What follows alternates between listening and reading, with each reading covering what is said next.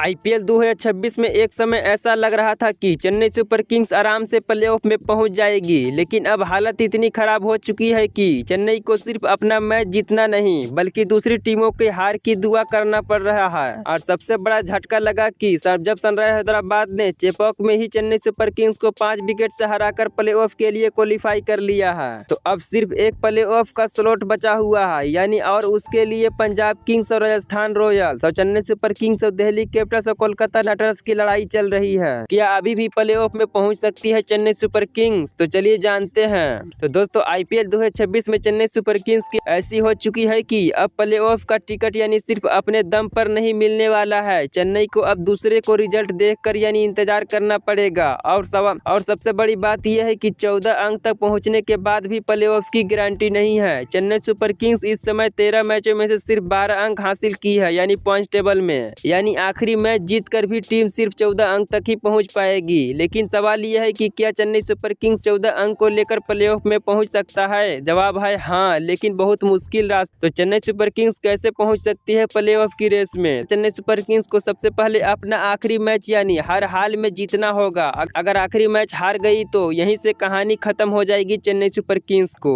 लेकिन सिर्फ जीत काफी नहीं होगी, चेन्नई को ये भी दुआ करनी होगी कि पंजाब किंग्स अपना आखिरी मैच हार जाए, राजस्थान रॉयल्स दोनों में से कम एक मैच भी हार जाए। अगर राजस्थान रॉयल्स दोनों मैच हार जाती है तो वो बल्ले बल्ले रहेगी। दिल्ली कैपिटल्स बड़ा अंतर से अपना मैच यानी आखिरी मैच न जीत पाए। अगर दिल्ली कैपिटल्स अगर बड़ा अंक से यानी बड़ा मात्रा से जीत जाती है तो बहुत टीमों की नुकसान करेगी। कोलकाता नाइट राइडर्स की 2 मैच बची हुई है, यानी कोलकाता नाइट राइडर्स अगर 2 में से दोनों मैच जीत जाती है तो इन सब पीछे रह जाएंगे और कोलकाता नाइट राइडर्स क्वालिफाई कर सकती है। कोलकाता नाइट राइडर्स को यानी 2 मैच में से 1 मैच यानी हारना होगा। हारने के लिए सभी टीमों की यानी दुआ करना होगा। यानी अब चेन्नई का भविष्य दूसरी टीमों के हाथ में भी है। आखिर चेन्नई सुपर किंग्स की हालत इतनी खराब कैसे हो गई? तो सीजन की शुरुआत में तो टीम संतुलित दिख रही थी, लेकिन धीरे धीरे कई बड़ी कमजोरियां सामने आ गई। लगातार खराब बल्लेबाजी इस सीजन में चेन्नई सुपर किंग्स की सबसे बड़ी कमजोरी रही कि टॉप ऑर्डर, यानी टॉप ऑर्डर नाकामी देखे, यानी कई भी मैचों में शुरुआत से धीमी रहे, यानी पावर प्ले के अंदर रन नहीं बन रहे थे और नहीं बना पाए। जब दबाव में पड़ा तो मिडिल ऑर्डर ने भी पूरी तरह से बिखर जाते थे, यानी टूट जाते थे। कप्तानी पर भी सवाल उठना स्टार्ट हो चुका है। मैदान पर कई फैसले लिए गए। गेंदबाजी को लेकर फैंस को उम्मीद थी कि चेपॉक में टीम पुरानी वाली सीएसके बनेगी,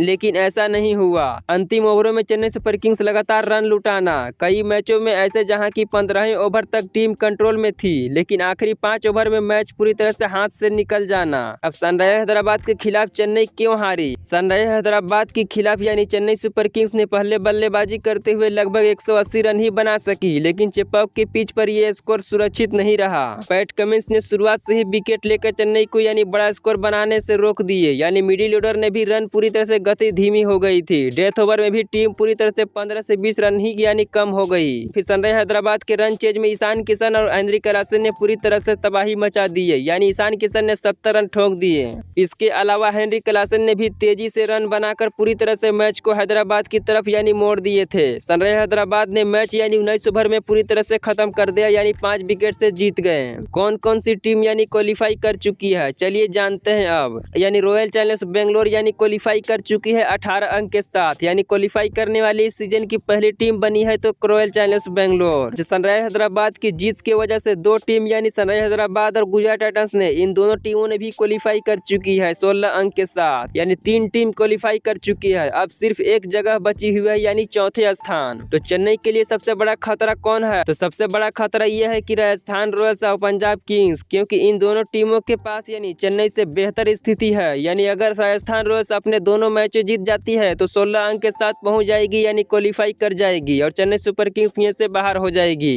अगर पंजाब किंग्स अपना आखिरी मैच यानी जीत जाती है तो 15 अंक तक पहुंच जाएगी और यहीं से चेन्नई सुपर किंग्स की यानी उम्मीद भी खत्म हो जाएगी। क्या 14 अंक पर प्लेऑफ का संभव है? हाँ, लेकिन नेट रन रेट के साथ, यानी बहुत बड़ा मायने रखेगा नेट रन रेट। चेन्नई को अगर सिर्फ मैच जीतना है तो आखिरी मैच यानी बड़े मार्जिन से जीतना होगा, यानी अच्छे नेट रन रेट से।